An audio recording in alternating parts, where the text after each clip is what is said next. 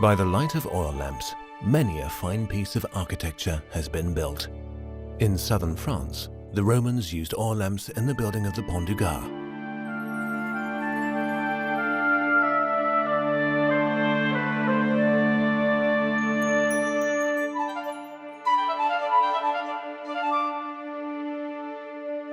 Oil lamps, for millennia a vital source of artificial light, witnessed the cultural and technological progress of mankind. The first lamps were stone bowls filled with animal fat, with a channel at the edge for a wick made of plant fiber. The Romans added a fixed cover to the lamp bowls, as well as a hole to pour in the oil, to stop the oil spilling when the lamps were carried about.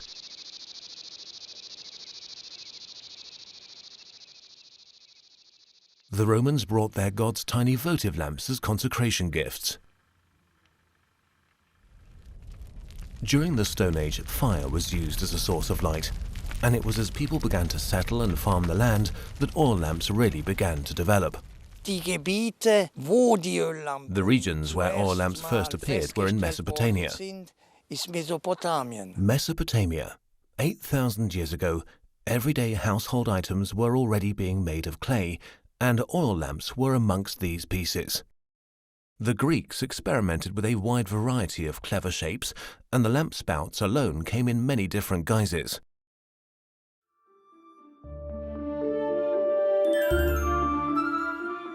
The following centuries saw an explosion of lamp shapes. Oil lamps were colored by regional influences and the traditions and fashions of the day.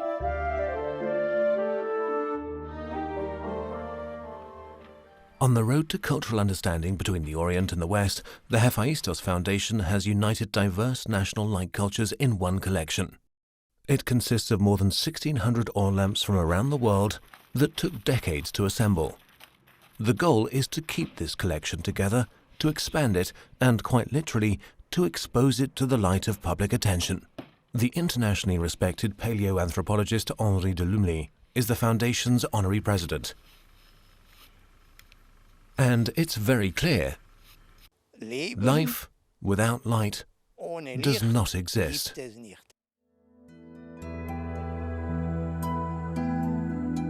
In all cultures, brightness and light represent good and life. Darkness is the embodiment of death and the power of evil.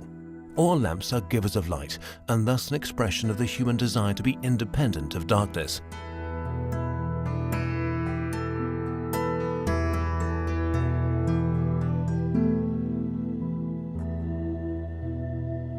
Oil lamps, objects and symbols of the everyday, as well as of cults and religions. The flame is mysterious, distant, holy. Light plays a key role in all known religions. These bronze lamps were used in Hindu ceremonies. Their shapes were defined by the holy animals of Hinduism, such as elephants and snakes. This lamp was used in Buddhist religious rites, fueled with butter oil from cattle instead of oil. Sometimes, oil lamps contain the remains of sacrifices offered to the gods. Buddhist ceremonies are still celebrated in a sea of small lamps.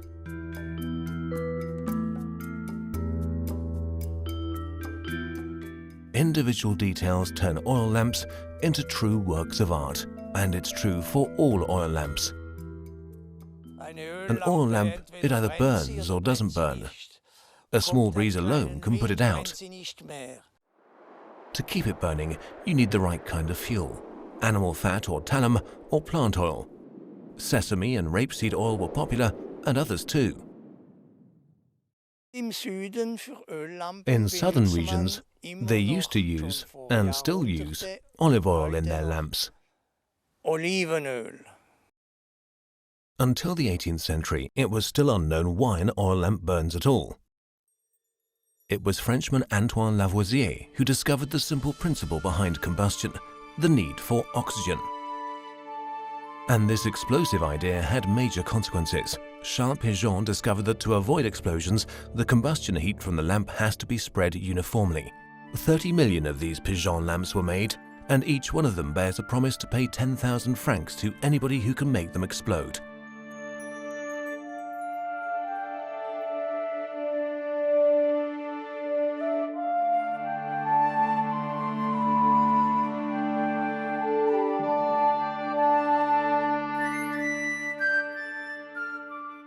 The story of light is always the story of humanity.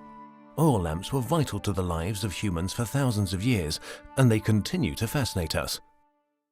Öllampen und Glühbirne. Glühbirne druckt man einen Oil Knopf lamps und and es light brennt. bulbs. With light bulbs you flick a switch and it's on. Oil lamps are very different. The Hephaistos Foundation, named after the god of fire in Greek mythology, has documented and catalogued every one of its oil lamps.